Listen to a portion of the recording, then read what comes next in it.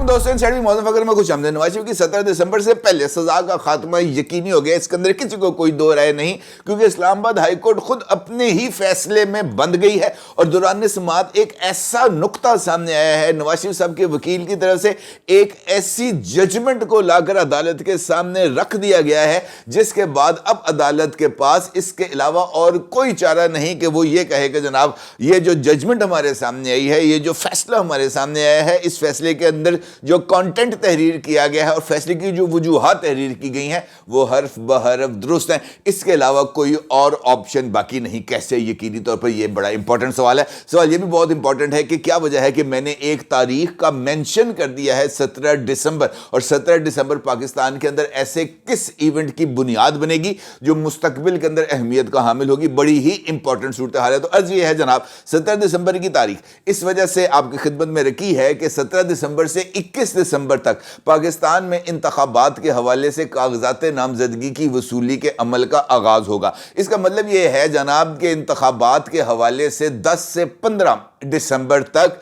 جو شیڈول ہے وہ جاری کیا جا رہا ہے، اور الیکشن کمیشن آف پاکستان کی طرف سے اس بات کا اشارہ دیا گیا ہے کہ وہ انتخابات کے شیڈول کو اناؤنس کرنے کے لیے مکمل طور پر نہ صرف تیار ہیں بلکہ اس شیڈول کو ٹینٹیٹیولی نہ صرف تیار کر لیا گیا ہے بلکہ اس کی نوک پلک سنواری جا رہی ہے، فنڈز کی سٹریم کو جو ہے وہ بنایا جا رہا ہے، بہتر بنایا جا رہا ہے، اور اس کے ساتھ ساتھ بیلٹ پیپرز کی چھپائی کے لیے جو بیلٹ پیپرز کے لیے ریکوائرڈ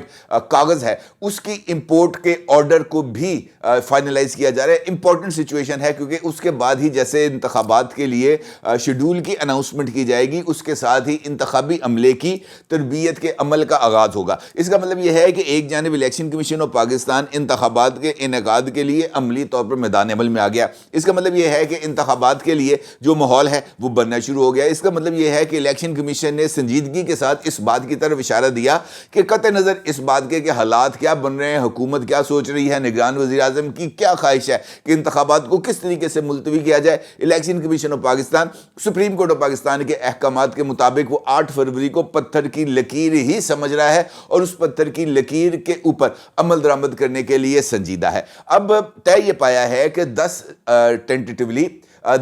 دسمبر کی ایک تاریخ انہوں نے ذہن میں رکھی ہے الیکشن کمیشن آف پاکستان کی طرف سے، جس میں جو سیکٹری الیکشن کمیشن ہے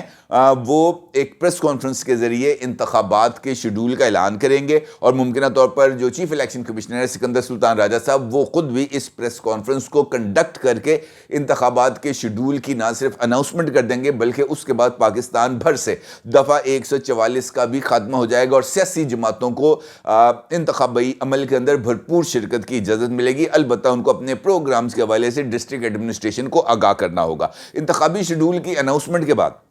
یقینی طور پر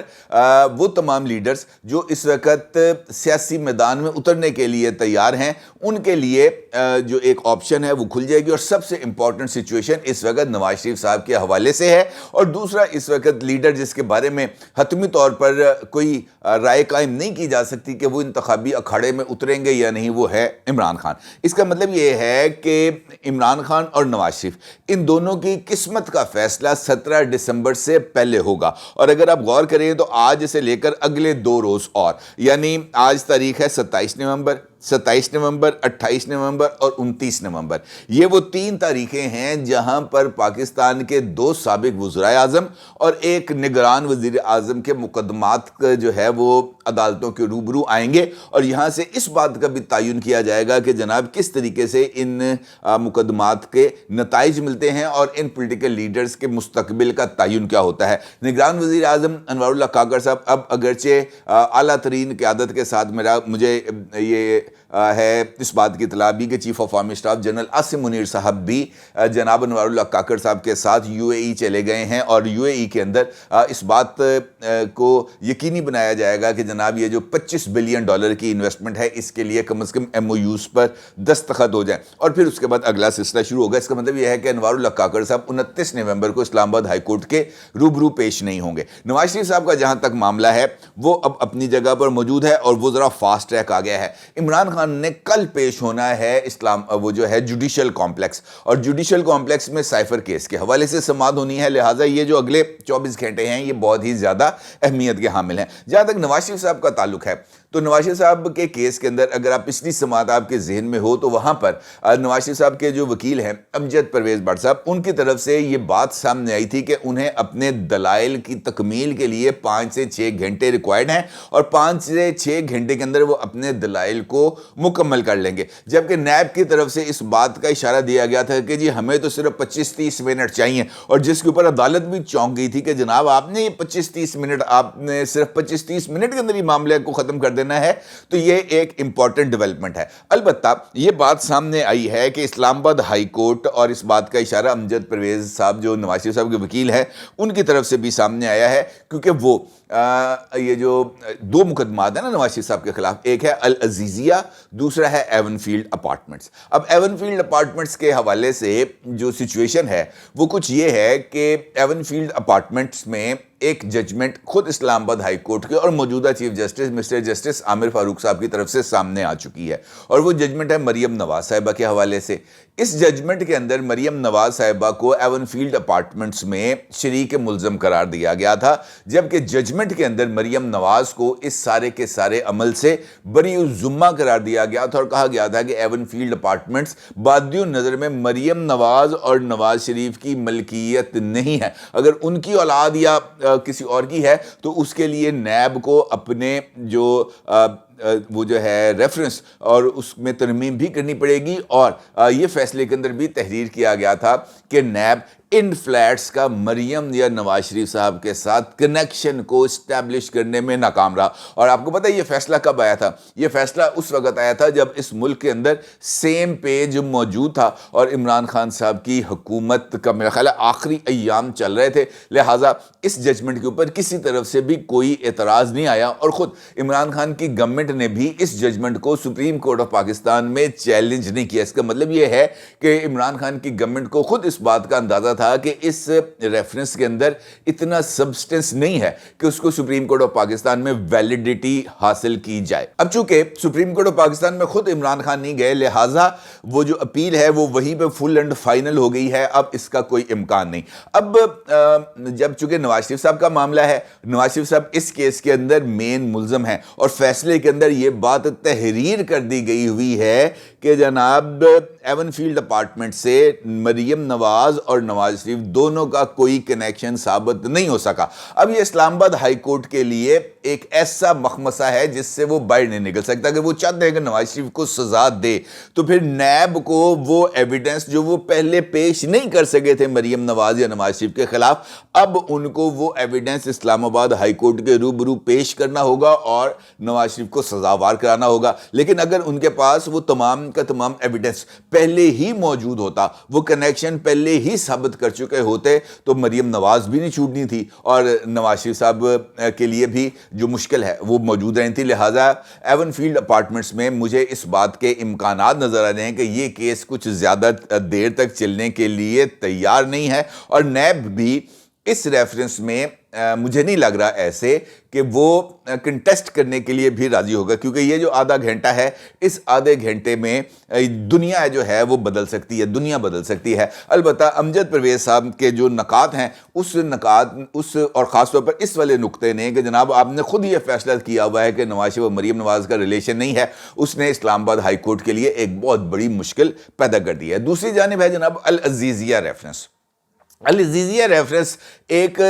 ایک ایسی چیز ہے، ایک ایسا سوال ہے جس کا جواب ابھی تک حاصل نہیں ہو سکا۔ اس کی وجہ یہ ہے کہ جس جج نے اس ریفرنس کا فیصلہ صادر کیا تھا العزیزیہ کا، اس جج کا نام ہے ارشد ملک، اور ارشد ملک کی ایک ویڈیو ریکارڈ پر موجود ہے جس کو ابھی تک کسی بھی جگہ سے نہ جعلی قرار دیا گیا ہے اور نہ ہی یہ بات کہی گئی ہے کہ جناب یہ جھوٹ کا پلندہ ہے، بلکہ اسی ویڈیو کے نتیجے میں ارشد ملک صاحب کے خلاف نہ صرف محکمانہ کارروائی ہوئی تھی بلکہ ان کو بطور جج برطرف بھی کر دیا گیا تھا۔ اس کا مطلب یہ ہے کہ وہ جو ویڈیو ہے اور اس کا کانٹینٹ وہ کسی نہ کسی جگہ پر نہ صرف سٹینڈ کرتا ہے بلکہ اس کی کوئی نہ کوئی ویلیو موجود تھی۔ اب اسی ویڈیو کے اوپر چونکہ بہت زیادہ شور مچ گیا تھا ارشد ملک صاحب کا، تو اس وقت بھی پروجیکٹ عمران خان کے ایک اور اہم کردار جناب آصف سعید کھوسہ صاحب منظر عام پر آئے تھے، اور آصف سعید کھوسہ صاحب نے ویڈیو ایویڈنسز کے لیے ایک لمبی چوڑی ایک تقریر جھاڑ دی تھی اور ایک فیصلہ صادر کر دیا تھا، جس کے اندر جو ہے ایسے نکات شامل کیے گئے تھے آصف سعید کھوسہ صاحب کی ججمنٹ کے میں، جس کے بعد کسی بھی ویڈیو ایویڈنس کو بطور ایویڈنس عدالت کے اندر ثابت کرنا ایک ناممکن ترین کام ہے، کیونکہ اس فیصلے کے اندر ایک جگہ پر یہ بھی لکھا ہوا ہے کہ کوئی خفیہ ویڈیو ریکارڈنگ نہیں ہو سکتی۔ اس ججمنٹ کے اندر یہ بھی لکھا ہوا ہے کہ جب اگر آپ نے ویڈیو ریکارڈ کرنی ہے تو وہ بندہ جس کی جو ویڈیو ریکارڈ کر رہا ہے اور جو ویڈیو ریکارڈ کروا رہا ہے، دونوں کو اس بات کا علم ہونا چاہیے کہ یہ ویڈیو ریکارڈ ہو رہی ہے اور وہ اس پرپس کے لیے ہو رہی ہے۔ لہٰذا یہاں پر ایک بہت ہی امپورٹنٹ سوال ہے، اور وہ ہے کرائسس آف کریڈیبلٹی کا خود پاکستان کی عدلیہ کے لیے۔ اب چونکہ ارشد ملک صاحب کا اپنا جو معاملہ ہے وہ اللہ کے سپرد ہو چکا ہے، وہ اللہ کے عدالت میں اپنا مقدمہ لے کے پیش ہو چکے ہیں اور وہیں پہ اب ان کا فیصلہ ہوگا۔ البتہ ان کے جو کانفیس ہے، ان کا جو اعتراف ہے کہ مجھے دباؤ کے ذریعے مجبور کیا گیا کہ میں نواز شریف کو سزا دوں، وہ اب اپنی جگہ پر موجود ہے، اور میرا خیال ہے کہ یہ ایک نقطہ جو ہے وہ اسلام آباد ہائی کورٹ کے لیے امپورٹنس کا حامل ہوگا۔ ایون فیلڈ اپارٹمنٹس میں نواز شریف صاحب کے لیے کوئی مشکل نہیں ہے، البتہ ارشد ملک صاحب کی ججمنٹ اس وقت ایک ایسا سوالیہ نشان بن چکا ہے جس کے لیے جو رکاوٹ ہے اس کو دور کرنا بہت زیادہ ضروری ہے، اور خاص طور پر آصف سعید کھوسہ صاحب کی۔ اب آصف سے دو صورتیں ہیں جس پر مختلف قانونی ماہرین سے میری بات ہوئی۔ انہوں نے کہا جناب ایک نقطہ تو یہ ہے کہ ارشد ملک صاحب کی جو ویڈیو ہے اس کو بطور ایویڈنس العزیزیہ کے اندر پیش ہی نہ کیا جائے، اور نواز شریف صاحب اپنا مقدمہ میرٹ کے اوپر لڑیں، اور جو نقائص ہیں اور ارشد ملک صاحب کی ججمنٹ کے اندر نقائص موجود ہیں، ان نقائص کی موجودگی کو ایکسپلائٹ کرتے ہوئے نواز شریف صاحب اپنے آپ کو اس کیس سے بری کرائیں۔ دوسرا نقطہ آ جاتا ہے ارشد ملک صاحب کی ویڈیو کانٹینٹ کا۔ ویڈیو کانٹینٹ کو بطور ایویڈنس ثابت کرنے کے لیے پھر نواز شریف صاحب کو اور نواز شریف صاحب کی لیگل ٹیم کو اس مقدمے کی، اس سنوائی کی، اس انکوائری کا ریکارڈ حاصل کرنا ہوگا جس پر لاہور ہائی کورٹ کی کمیٹی نے ارشد ملک صاحب کو برطرف کیا تھا، کیونکہ اس کے فیصلے میں اس انکوائری کے اندر اس ویڈیو کے حوالے سے اگر کچھ پیراگرافز موجود ہیں، کچھ کانٹینٹ موجود ہے، تو پھر اس کے نتیجے میں نواز شریف صاحب کے لیے کچھ سہولتیں حاصل ہو سکتی ہیں۔ اب نواز شریف صاحب اور ان کی لیگل ٹیم ان دونوں راستوں میں سے کس راستے پہ چلیں گے یہ ایک الگ سوال ہے۔ البتہ یہ بات ضرور ہے کہ مقدمہ چاہے ایون فیلڈ کا ہو یا چاہے العزیزیہ کا، ان دونوں مقدمات نے اگلے 15 سے 20 روز کے اندر ڈیسائیڈ ہونا ہی ہونا ہے، کسی کو اس پر کوئی اختلاف نہیں ہونا چاہیے، اور ان دو مقدمات کے ڈیسائیڈ ہونے سے یہ بات طے ہو جائے گی کہ نواز شریف صاحب کے جو انتخابات میں اترنے کے راستے آسان ہیں یا مشکل۔ اب معاملہ آ جاتا ہے عمران خان کا، اور عمران خان کے لیے راستے مجھے ابھی تک مشکل نظر آ رہے ہیں، اور کل کا دن اس حوالے سے اہمیت کا حامل ہوگا کہ کیا عمران خان کو عدالت کے روبرو جوڈیشل کمپلیکس میں پیش کیا جائے گا یا نہیں۔ اور اب مجھے لگ ایسے رہا ہے کہ شاید عمران خان صاحب کو کل پیش نہیں کیا جائے گا، کیونکہ اب نہ وزیر اعظم موجود ہیں، نہ آرمی چیف موجود ہیں ملک کے اندر، لہٰذا امکان یہی ہے کہ شاید سیکیورٹی ریزنز پر عمران خان کو کل عدالت کے روبرو پیش نہ کیا جا سکے۔ اپنی رائے کو ضرور اظہار کیجیے گا۔ آپ کا بہت شکریہ۔ اللہ حافظ۔